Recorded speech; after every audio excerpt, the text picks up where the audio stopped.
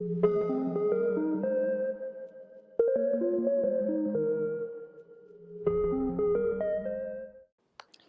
friends, this is Dr. Mamta Rathi. I welcome you all on my YouTube channel Dr. Mamta's Educational Plex. Friends, cost sheet के solve problem की series हम देख रहे हैं। अब तक कॉस्ट शीट के कई प्रॉब्लम हमने सॉल्व कर दिए हैं। आज जो प्रॉब्लम हम सॉल्व करेंगे उसमें कुछ कैलकुलेशंस है, उन्हें हम देखेंगे। कॉस्ट शीट का प्रॉब्लम जब भी हम सॉल्व करते हैं तो फॉर्मेट को हम फॉलो करते हैं, ये बात मैंने हर वीडियो में आपको बता दी है। कॉस्ट शीट का फॉर्मेट आप अच्छे से पढ़ ले तो आपको कॉस्ट शीट के सारे प्रॉब्लम बहुत अच्छे से समझ आ जाएंगे। कॉस्ट शीट के फॉर्मेट का वीडियो की लिंक मैंने डिस्क्रिप्शन बॉक्स में दी हुई है। कॉस्ट शीट के फॉर्मेट के बारे में मैंने एक डिटेल वीडियो बनाया है कि किस तरह से ये फॉर्मेट काम करता है। तो चलिए हम लोग कॉस्ट शीट के नेक्स्ट प्रॉब्लम के साथ आगे बढ़ते हैं। Rathi Paper Industry Limited provides you with the following information about the production of special paper and ask you to prepare a statement of cost showing their unit and selling price, showing prime cost, factory cost, total cost, selling cost। अब हमारे पास information दी हुई है और हमें जो बनानी है हमारी कॉस्ट शीट, उसमें हमें बताना है prime cost, factory cost, total cost, selling cost. अब हमारा जो कॉस्ट शीट का फॉर्मेट है उस फॉर्मेट में ये सारे एलिमेंट्स तो होते ही हैं, तो उन्हें हम निकाल देंगे और इसे हमें हाईलाइट भी कर देंगे। तो हमारे पास जो इन्फॉर्मेशन दी गई है वो है direct materials, direct labour, direct expenses, factory overheads, office overheads, selling overheads की। साथ ही साथ हमें प्रॉफिट कितना है वो भी बताया गया है, जो कि है 15% on total cost.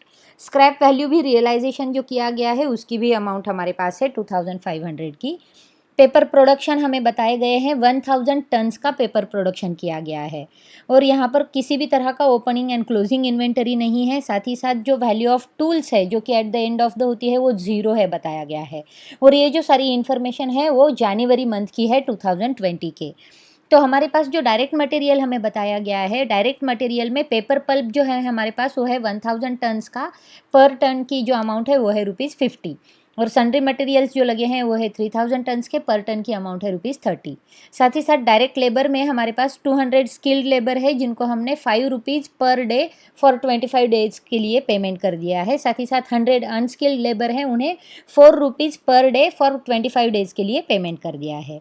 Direct expenses भी हमारे पास स्पेशल टूल्स 12,000 के और स्पेशल कलर्स जो हैं वो 4,000 के लगे हुए हैं।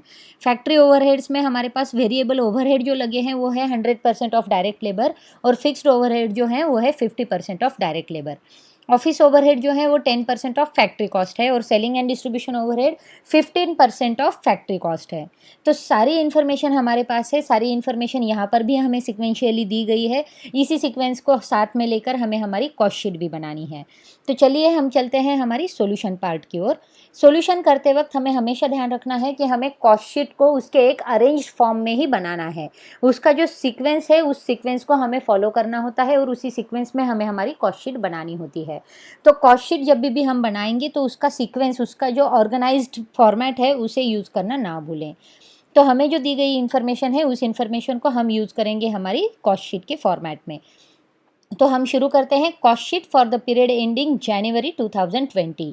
अब यहाँ पर हमें जो इन्फॉर्मेशन दी गई है वो टन्स में है और टोटल जो टन्स हमने प्रोड्यूस किए हैं वो है 1000 टन्स। तो हमारा जो फॉर्मेट है वो भी हम इसी तरह से बनाएंगे। पर्टिकुलर्स का पर टन रुपीज़ भी आएंगे और टोटल टन्स में भी, यानी जो कि 1000 टन्स की है वो टोटल अमाउंट भी हम यहाँ पर लिख देंगे। तो सबसे पहले हम शुरू करते हैं हमारे रॉ मटेरियल्स से, जो कि हमारे डायरेक्ट मटेरियल्स हैं। तो डायरेक्ट मटेरियल में हमें जो इन्फॉर्मेशन दी गई थी, पेपर पल्प जो थे वो हमारे पास 1000 टन्स लगे हैं पर टन के लिए और उसकी वैल्यू है @50, यानी कि ₹50 पर टन के हिसाब से 1000 टन्स का पेपर पल्प हमें लगेगा, यानी कि उसकी अमाउंट हो जाएगी 50,000 की। और सन्ड्री मटेरियल्स जो हैं वो 3000 टन्स पर टन की उसकी अमाउंट है ₹30, यानी कि ₹9000। तो ये जो है हमारी 300 टन्स है सन्ड्री मटेरियल्स। तो 300 टन्स पर टन को हमारी जो अमाउंट असाइन की गई है वो है ₹30 पर टन के लिए, तो 9000 रुपीज़ होंगे। तो डायरेक्ट मटेरियल की जो अमाउंट है वो है 50,000 प्लस 9000, यानी कि 59,000।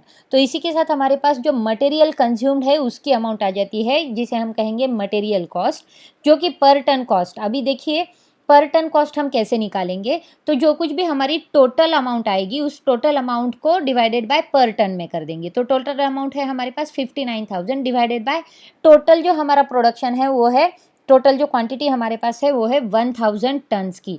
तो 59,000 डिवाइडेड बाय 1000 कर लेंगे तो हमारे पास आ जाती है पर टन की कॉस्ट जो कि है 59 रुपीज़ की। अब डायरेक्ट लेबर देखेंगे। अभी हमारा जो कॉस्ट ऑफ मटेरियल कंज्यूम्ड होता है उसमें हम लाते हैं हमारे डायरेक्ट लेबर को।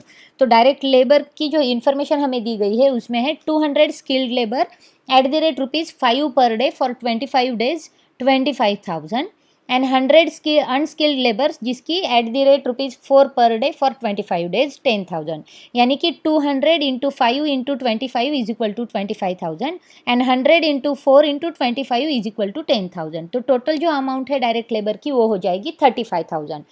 35,000 को हम 1000 से डिवाइड कर देंगे तो पर टन लेबर हमें पता चलेंगे 35 रुपीज़ आएंगे उसका आंसर। तो ये हमने यहाँ पर लिख दिया है।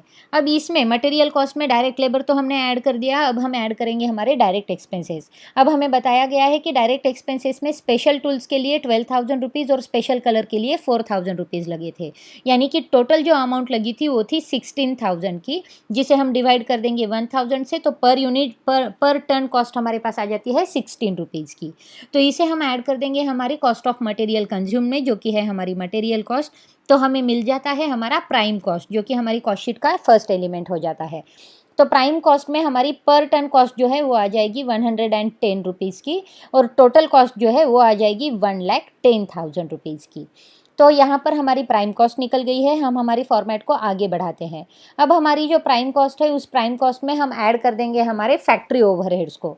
अब जैसे कि हमें प्रॉब्लम में बताया गया है कि फैक्ट्री ओवरहेड्स में fixed overhead and variable overhead दोनों भी है।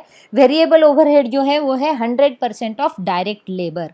अब डायरेक्ट लेबर जो थे हमारे वो थे 35,000 के। तो 35,000 के 100% यानी कि टोटल 35,000 के ही वेरिएबल ओवरहेड्स है और फिक्स्ड ओवरहेड के चार्जेस जो बताए हैं वो है 50% of direct labour. Direct labour 35,000 के है तो उसके 50% बन जाते हैं 17,500।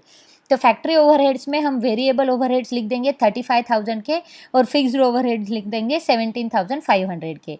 इसको टोटल अमाउंट को अगर हम टोटल प्रोडक्शन के साथ डिवाइड कर दे तो हमारे पास पर टन की अमाउंट आ जाएगी जो कि है 35 रुपीज़ एंड 17.50 रुपीज़। तो ये वाली चीज़ हम यहाँ पर ला लेते हैं। अब इसमें क्या करना पड़ेगा, फैक्ट्री ओवरहेड्स में हमें एक इन्फॉर्मेशन दी गई है प्रॉब्लम में जो कि है सेल ऑफ स्क्रैप की। तो ये जो सेल ऑफ स्क्रैप है इसे हमें यहाँ पर ही यानी कि फैक्ट्री ओवरहेड्स के यहाँ पर ही माइनस कर देना है। तो इसे हम माइनस कर लेते हैं लेस सेल ऑफ स्क्रैप जो कि हमें प्रॉब्लम में बताया गया है। सेल ऑफ स्क्रैप जो है उसकी अमाउंट है 2500 की। अब अमाउंट 2500 की है तो पर टन कॉस्ट जो आएगी वो आएगी 2.50 क्योंकि 2500 डिवाइडेड बाय 1000 अगर हम कर दें तो अमाउंट आ जाती है पर टन की। तो इसी तरह से हमारे पास फैक्ट्री ओवरहेड्स है उसमें से हमने सेल ऑफ स्क्रैप को माइनस कर दिया तो हमारे पास अमाउंट आएगी है फैक्ट्री कॉस्ट की जो कि पर टन कॉस्ट है 160 रुपीज़ की एंड टोटल कॉस्ट है 1,60,000 की। अब फैक्ट्री कॉस्ट में हम ऐड कर देंगे हमारे ऑफिस ओवरहेड्स। ऑफिस ओवरहेड्स हमारे 10% ऑफ फैक्ट्री कॉस्ट के हैं। तो हमारी जो फैक्ट्री कॉस्ट है 1,60,000 उसके 10% आ जाता है 16,000। तो 16,000 और पर टन की जो अमाउंट आएगी वो भी 10% अगर हम ले लें फैक्ट्री कॉस्ट के तो वो हो जाती है 16 रुपीज़ की। तो इसे हम यहाँ पर ले लेंगे और इसे ऐड कर देंगे हमारी फैक्ट्री कॉस्ट में तो हमारे पास आ जाएगा कॉस्ट ऑफ प्रोडक्शन जो कि है 176 रुपीज़ पर टन और 1,76,000 टोटल अमाउंट। इसमें हम ऐड कर देंगे हमारी फॉर्मेट के हिसाब से हम आगे बढ़ रहे हैं। फॉर्मेट के हिसाब से ही हम हमारे जो हेड्स हैं उन्हें रिकॉर्ड कर रहे हैं। तो नेक्स्ट जो हेड आता है हमारा वो है add selling and distribution overheads. अब सेलिंग एंड डिस्ट्रीब्यूशन ओवरहेड्स जो है वो है 15% ऑफ फैक्ट्री कॉस्ट यानी कि फैक्ट्री कॉस्ट के 15% हमें वो देने हैं। फैक्ट्री कॉस्ट है 1,60,000 उसके 15% बन जाता है 24,000। तो इसे हम दे देते हैं selling and distribution overheads 15% of factory cost. तो पर टन कॉस्ट हमारी आती है 24 रुपीज़ की और अमाउंट आएगी 24,000 की।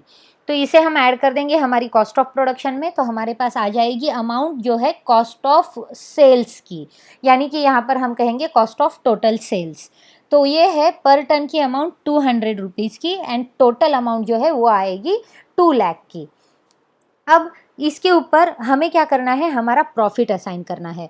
अब प्रॉफिट हमें यहाँ पर बताया गया है, सेलिंग प्राइस हमें बताई नहीं गई है, तो सेलिंग प्राइस को हमें रिकॉर्ड करना पड़ेगा। हमें बताई गई है इन्फॉर्मेशन प्रॉफिट की, तो प्रॉफिट जो है वो है 15% ऑन टोटल कॉस्ट। अब टोटल कॉस्ट जो है हमारा वो है 2 लाख का।